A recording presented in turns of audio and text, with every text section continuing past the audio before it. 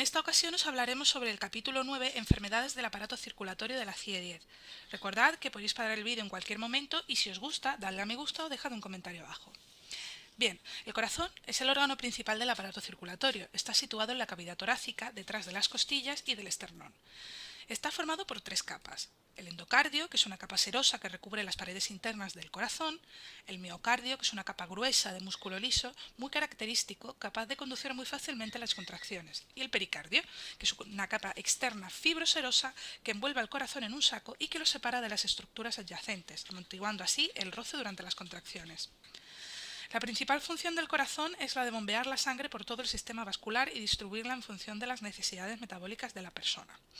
Para ello también tenemos unas estructuras llamadas válvulas, que serían la tricúspide, pulmonar, mitral, bicúspide o aórtica, que evitan el retorno de la sangre a las cavidades anteriores, para así poder tener, digamos, dos tipos de circulación.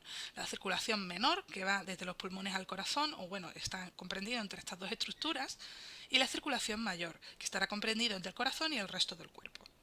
Para poder mantener también este tipo de circulación necesitamos una estructura neuromuscular especial, que será el músculo cardíaco, como ya he dicho, y el plexo nervioso cardíaco, que será una estructura neuronal que transmitirá el impulso cardíaco en todo el corazón. En cuanto a normas generales, debemos de decir que los trastornos del aparato circulatorio pueden estar en tres apartados. En el capítulo 9 si son puramente del aparato circulatorio, en el capítulo 15 si son enfermedades obstétricas o en el 17 si son anomalías congénitas. Bien, si ya nos introducimos en el mundo de las normas específicas, podemos empezar con las enfermedades valvulares. De las enfermedades valvulares podemos decir que es característico de la CIE que clasifica las enfermedades valvulares por defecto en que sean reumáticas o no reumáticas, según la válvula afectada y el tipo de enfermedad que tenga, ¿vale? Así nos encontraremos pues con este tipo de clasificación entre reumáticas o no reumáticas. Para codificar este tipo de enfermedades buscamos insuficiencia en la CIE y deslizamos hasta encontrar el modificador esencial válvulas. Debemos de tener claro en la historia qué es lo que el clínico nos está diciendo para saber si el fallo será reumático o no. Por ejemplo, paciente con insuficiencia aórtica y tricuspidea. Nos dirigimos a la CIE, buscamos la palabra insuficiencia, desplegamos, buscamos el modificador esencial de válvula, véase endocarditis, y al pinchar en endocarditis ya nos puede buscar el modificador esencial que coincida con la válvula que está afectada en nuestro caso. Por lo tanto, buscamos en el índice alfabético aórtica, pues es lo que nos han dicho en el caso, y además aquí nos vendrá el modificador esencial con, que al desplegarlo nos dice aórtica con tricuspidia, que ese sería el nuestro, el I08.2. Bien, en cuanto a la enfermedad hipertensiva, tenemos que buscar cuál es el órgano que ha provocado la hipertensión del paciente, ya que en la CIE 10, que la hipertensión sea benigna o maligna, no da lugar a códigos distintos, ya que aparecen como modificadores no esenciales. Por lo tanto, la hipertensión arterial pues, puede ser vascular, cardíaca, renal, debido a una combinación entre enfermedades de corazón y riñón, secundaria a otras enfermedades. Aquí os dejo un pequeño cuadrito en el cual pues, resume cómo habría de codificarse cada una de las situaciones. Ejemplo, paciente con hipertensión por insuficiencia cardíaca. Pues simplemente lo que tenemos que hacer es irnos a la CIE, buscar por el término hipertensión, desplegamos el índice alfabético y con implicación cardíaca, véase hipertensión del corazón. Seguimos desplegando hasta que demos con la insuficiencia, que sería este código. I11.0, enfermedad cardíaca hipertensiva con insuficiencia cardíaca. Bien, pues volviendo al caso, I11.0, enfermedad cardíaca hipertensiva con insuficiencia cardíaca. Os dejo un segundillo más el vídeo por si lo queréis pausar y leer el cuadro. ¿Qué hacemos si en nuestro caso el paciente tiene hipertensión, enfermedad renal crónica y cardiopatía hipertensiva? Pues bien, la CIE 10 tiene un código de combinación que es el I13, enfermedad cardíaca renal crónica hipertensiva. Así que lo que tendríamos que hacer en este caso es diferenciar si el paciente tiene insuficiencia cardíaca o no la tiene. Si es sin insuficiencia cardíaca, pues el diagnóstico será sin insuficiencia cardíaca, siempre recordando que en la insuficiencia renal crónica hay que poner el estadio o el estado, ¿no? El nivel de insuficiencia cardíaca que tiene el paciente, por lo tanto hay que buscarlo en la historia.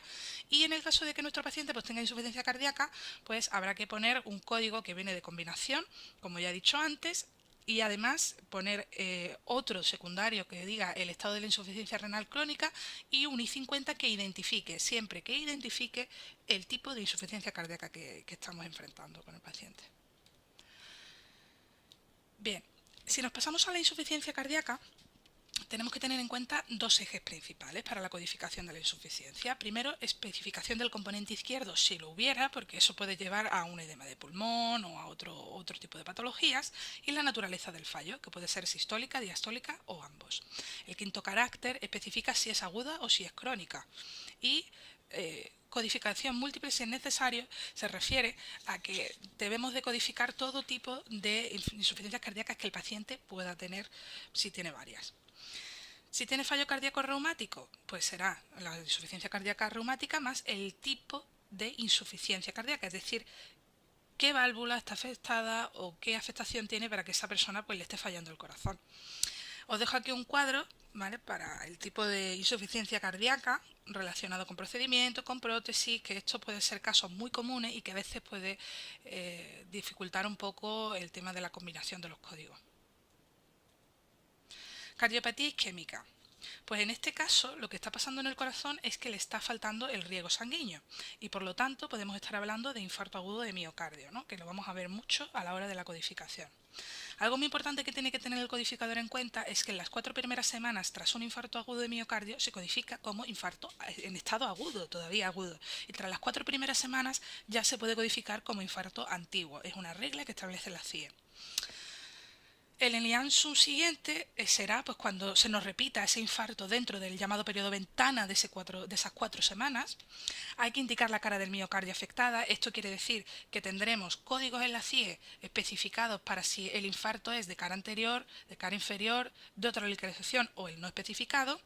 Además debemos de indicar si hay enfermedad aterosclerótica que está formada por placas de ateroma, que también hay que buscarlo en la historia por si acaso lo tuviera. Y hay que indicar todas las arterias implicadas en ese infarto. Es decir, puede que haya sido en varias localizaciones y que por lo tanto tenga que quedar reflejado. Eso es una máxima, ¿no?, de la codificación. Ejemplo, paciente que ingresa desde urgencias con infarto agudo de miocardio y afectación de la coronaria descendente anterior. ¿Cómo lo vamos a hacer esto? Pues nos vamos a la CIE e introducimos en el buscador el término infarto. Al buscar el infarto, tenemos que buscar infarto de miocardio, como veis aquí, con duración de 4 semanas o menos, porque estamos hablando del infarto agudo, y deberemos de buscar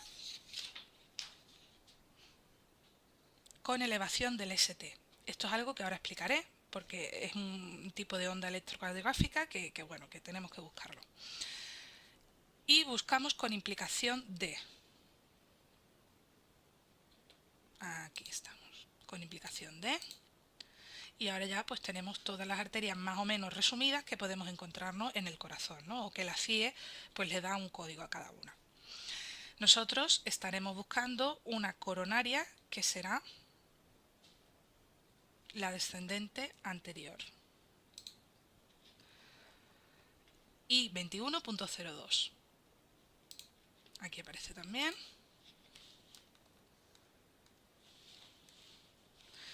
Y 21.02, que será infarto agudo de miocardio con implicación de la arteria coronaria descendente anterior. ¿Veis cómo existe un código para cada tipo de arteria? Por eso he dicho que hay que indicar todas las arterias afectadas.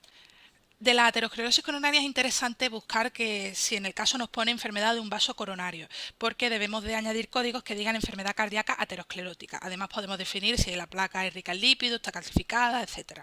El ANGOR es la angina y la tenemos preinfarto, postinfarto, angina de reposo o un simple dolor torácico. Aquí os dejo un pequeño resumen de la normativa.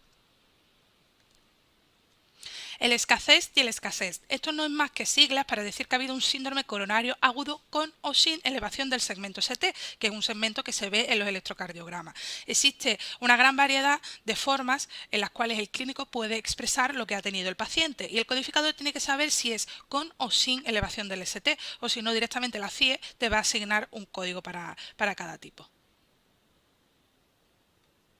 La parada cardiorrespiratoria, mencionar únicamente que la fibrilación ventricular ya es de por sí una parada cardiorrespiratoria, así que si ha habido una fibrilación ventricular no pongamos además el código de la parada porque sería redundante.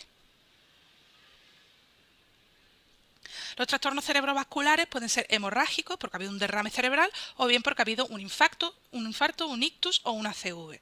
Aquí lo importante es buscar el mecanismo, es decir, cómo ha ocurrido ese infarto, el vaso que ha sido afectado del cerebro y la lateralidad, porque esto después será importante por el tema de las secuelas, por si hay hemiparesia o hay parálisis, etc. No utilizar el código I67.9 si ya nos aparece como ictus o ACV, porque es un código muy general. Un infarto cerebral que coexiste con una estenosis se deben de codificar las dos. Es decir, si existe una oclusión de una arteria cerebral, pero esa no ha sido la que se ha infartado, pues debemos de codificar las dos por separado.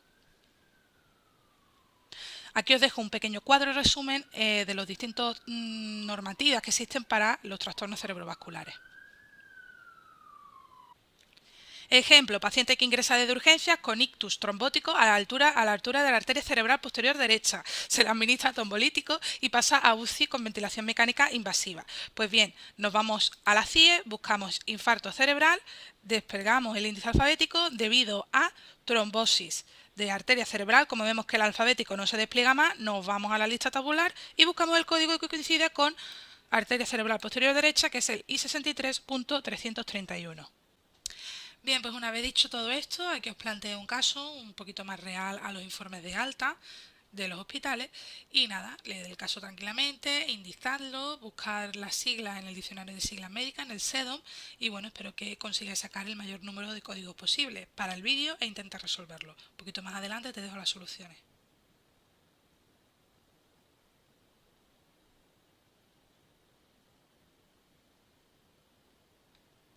Bien, pues estas serían las soluciones, en el cual tenemos de diagnóstico principal el síntoma, que sería el síncope y colapso, que es el motivo de ingreso, otras arritmias para la bradicardia, la enfermedad cardíaca hipertensiva, la fibrilación persistente auricular y la historia familiar de muerte cardíaca súbita.